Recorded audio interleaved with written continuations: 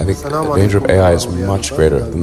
the danger of nuclear warheads by a lot. New AI tools have been unleashed into the public sphere, which may threaten the survival of human civilization. It can be very harmful if deployed wrongly. And we don't have all the answers there yet, and the technology is moving fast. I expect there to be significant impact on jobs, but exactly what that impact looks like is very difficult to predict. There will be fewer and fewer jobs that a robot cannot do better. And I want to sort of blow the whistle and say we should worry seriously about how we stop these things getting control over us. And I don't have the solutions. I wish I did. زما ورونو زه هرکلی وایم زما په چینل کې دی ویډیو کې چې دی سووي دی وی چې اے آی ټولز چې کوم یو راغلی دی دا کوم یو اپلیکیشن چې راغلی دی د دې په دې ویډیو کې دی وی چې دا نن سبا ډېر فاسټ دی مېشي مونږ په دې باندې په خپله نه پوهېږو چې دا ولې دومره فاسټ دی مېشي مونږ یې په خپله نشو کنټرول کولی دا مونږ جوړ کړی دی خو مونږ یې کنټرول کولی نشو مېشي دا ګورنه یو سیاستدان چې کوم دی د په دوبۍ کې وایي چې اے آی ټولز چې کوم دی دا د ریبوټ نه چې کوم دی ریبوټ د انسانانو نه به ډېر زبردست کار کوي انسانان چې کوم دی نو هغه داسې کار نشي کولی چې څنګه به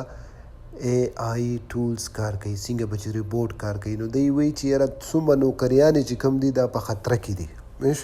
نن سبا دغه نوکریانې په خطره کې دي ولې چې دا چیټ جی پی ټي نه چې څه تپوس کوي هغه تا ته وایي که د خپل باره کې ته تپوس کوي هغه تا ته وایي که د دماغو په باره کې ته تپوس کوي هغه تا ته وایي چې څه تپوس ته کوي هغه تا ته وایي چې هغه په هر د انسان چې د دنیا چې څومره لکه څومره چې دي ته چې تپوس کوي هغه تا ته وایي تا ته د کتاب ضرورت نشته دی تا سره چاټ جی پی ټي چې کوم دی